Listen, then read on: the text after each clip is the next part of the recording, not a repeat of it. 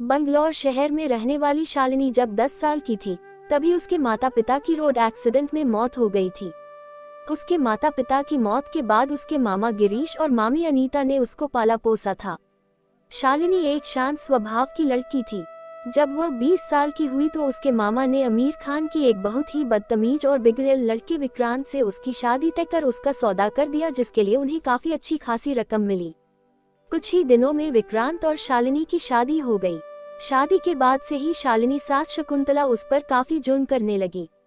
उधर विक्रांत भी नशे में चूर रहता था और वह शालिनी को पत्नी होने का कोई सुख नहीं देता था, उल्टा उससे मारपीट किया करता था। बेचारी शादी में चुपचाप उनके सभी जुल्म सहती रहती, यह लेकिन किसी से भी अपने दुख के बारे में नहीं कहती। एक दिन शालिनी विक्रांत से पूछती है, विक्रांत आप हमेशा मुझसे दूर दूर क्यों रहते हैं? क्या मेरी कोई बात है जो आपको पसंद नहीं है? कहिए ना, क्या गलती हो गई है मुझसे? सुनना ही चाहती हो तो सुनो, तुम मेरे लिए एक नौकरानी के अलावा और कुछ नहीं हो। पूरे 30 लाख लेकर तुम्हारे मामा मामी ने तुम्हें मुझे भेजा है। चुप करिए, बड़े ही घटिया इंसान हैं आप। शर्म नहीं आती आपको? मेरे मामा मामी पर ऐसा घटिया इंसान ने लगते हुए वो दोनों बहुत प्यार करते हैं मुझे, वो मेरे साथ ऐसा कभी नहीं करेंगे। अरे अभी तूने मेरा घटियापन देखा ही कहा है, और उनसे खरीदा है मैंने तुझे। मैं जो भी चाहूँ वो कर सकता हूँ तेरे साथ। मैं चाहे तुझे मारूं पीटूं, भूखे पेट रखूं या तुझे कुत्तों से कटवाऊं, मेरी मर्जी। तेरी जिंदगी पर अब मेरा हक है, समझी? नहीं, झूठ बोल रहे हैं आप। क्या सबूत है आपके पास कि मेरे मामा मामी ने मेरा सौदा किया है? तभी वहाँ शकुंतला हाथ में कुछ पेपर्स लेकर आती है और चिल्लाते हुए कहती है, यह ले, और पढ़ना आता है तो पढ़ ले। इसमें एकदम साफ साफ लिखा है कि तेरा सौदा हुआ है और हमने इसके लिए तेरे मामा मामी को कीमत दी है। शालिनी जैसे ही वो कागज पढ़ती है तो उसके पैरों तले जमीन खिसक जाती है और वो खामोश हो जाती है। आप मेरी बात कान खोल कर सन, तुझे जिस काम के लिए यहाँ लाया गया है वो बात ध्यान से सन। जी कहिए। मैं कभी बाप नहीं बन सकता और मैं यह कभी नहीं चाहता कि मेरी इस कमी की वजह से मेरा वंशी खत्म हो जाए, इसलिए मैं तुझसे एक बच्चा चाहता हूँ। जी मैं कुछ समझी नहीं कि आप कहना क्या चाहते हैं, साफ साफ कहिए। मेरे दोस्त के साथ मिलकर तुझे मुझे एक बच्चा देना होगा। जी मैं दुनिया के सामने अपना नाम दे सकूं और उसे अपना वंश कह सकूं, वही मेरे खानदान को आगे लेकर जाएगा। यह क्या बकवास कर रहे हैं आप? क्या आपको बिल्कुल भी शर्म नहीं आती ऐसा बोलते हुए और सोचते हुए भी? माँ जी देखिए ना, यह किस तरह के पैकेट कर रहे हैं। ये मुझसे कितना घिनौना काम करने को कह रहे हैं। आप कुछ कहते क्यों नहीं? दोस्त यातना बक बक बक कर जो ये कह रहा है उस बात को जो जब मान ले आप एक औरत होकर मुझसे ऐसा कैसे कह सकती हैं? मैं ऐसा काम कभी नहीं करूंगी। अरे तो हमारे लिए एक खरीदा हुआ खिलौना ही खिलौना, और जो हम चाहे वो तुझसे करवा सकते हैं, समझिए। ऐसे ही समय बीत जाता है। एक दिन विक्रांत अपने दोस्त मयंक को अपने घर बुलाता है। फिर वह दोनों आपस में बैठकर बात कर रहे होते हैं। तभी विक्रांत उससे कह जाता है, मयंक तो मेरा बेस्ट फ्रेंड है, इसलिए तुझे मेरी हर एक बात पता है। इसीलिए मेरे भाई अब तुझे मेरा एक काम करना होगा। वो बोल भी भाई, अब इतना मुझसे क्या शो मानो। मैं चाहता हूँ कि तू शालिनी के साथ मिलकर मेरे वंश को आगे बढ़ाए। बहुत लोग मतलब कि वो तेरे बच्चे की माँ बने। अबे पागल है क्या तू इतनी बेहुदे वाली बात सोच भी कैसे सकता है?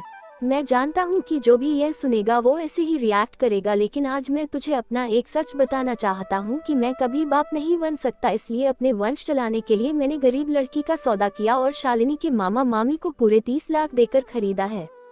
तू जानता भी है कि बेचारी शालिनी के ऊपर क्या बीतेगा जब उसे यह पता चलेगा कि उसे एक ने खरीदा और दूसरे ने बेचा। तो इसकी चिंता मत कर, वह भी मान जाएगी। बस पहले तू तो हाँ कर दे प्लीज, मैं तेरे आगे हाथ जोड़ता हूँ। तू एक बार कोशिश तो कर। नहीं मैं ऐसा नहीं कर सकता सचमुच विक्रांत, तेरी सोच ऐसी होगी ये मैंने कभी नहीं सोचा था। देख मयंक, अगर तूने इस बात से इनकार किया तो मैं अपनी जान ले लूंगा। जल्दी से हाँ बोल दे, नहीं तो तू अभी मेरी लाश यहाँ देखेगा। इतना कहते ही विक्रांत ने अपनी जेब से रिवॉल्वर निकाल ली और उसे अपने सर पर तान दिया। मयंक की बात जानता था कि विक्रांत बहुत गुस्से वाला आदमी है, इसलिए डर के मारे उसने हाँ कर दिए। ऐसे ही एक रोज मयंक शालिनी के कमरे में जाता है। मयंक को अपने कमरे में देख शालिनी सब कुछ समझ जाती है और वह डर के मारे कांपने लगती। मयंक उसका मासूम सा चेहरा देखता ही रह जाता है।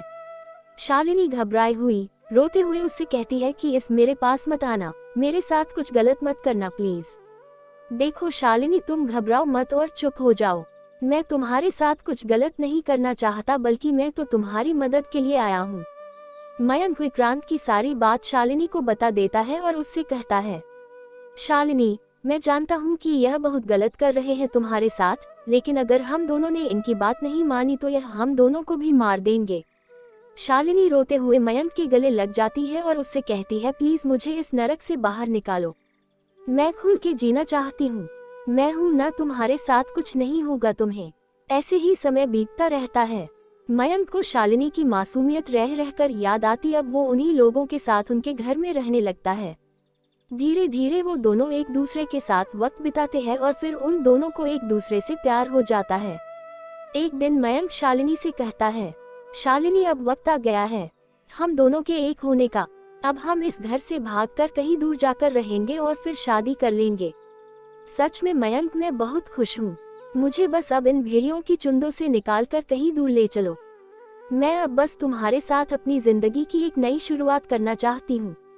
कमरे के बाहर खड़ा विक्रांत उन दोनों की सारी बातें सुन लेता है और वह मयंक को एक जोरदार थप्पड़ मारता है। बड़ी ही शातिर बन रही थी मेरी बुलबुल, अपने इस आशिक के साथ फुल हो जाना चाहती थी। बड़े ही पंख निकल आए हैं ना तेरे, आप देख मैं तेरे इस आशिक का क्या हाल करता हूँ।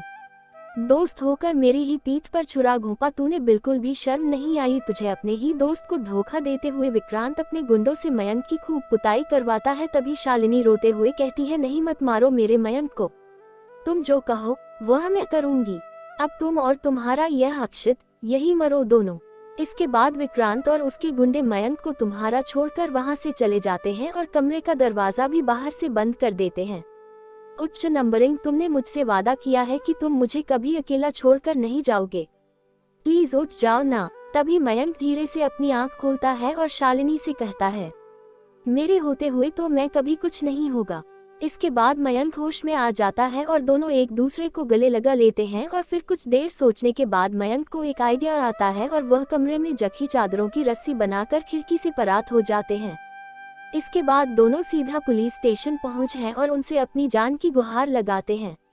विक्रांत उसकी मां और शालिनी के मामा मामी के खिलाफ मुकदमा दर्ज करवा देते हैं और उन सभी को पुलिस अरेस्ट कर लेती है। फिर कुछ दिनों बाद मयंक और शालिनी शादी कर लेते हैं और अपनी जिंदगी खुशी खुशी बिताने लगे हैं।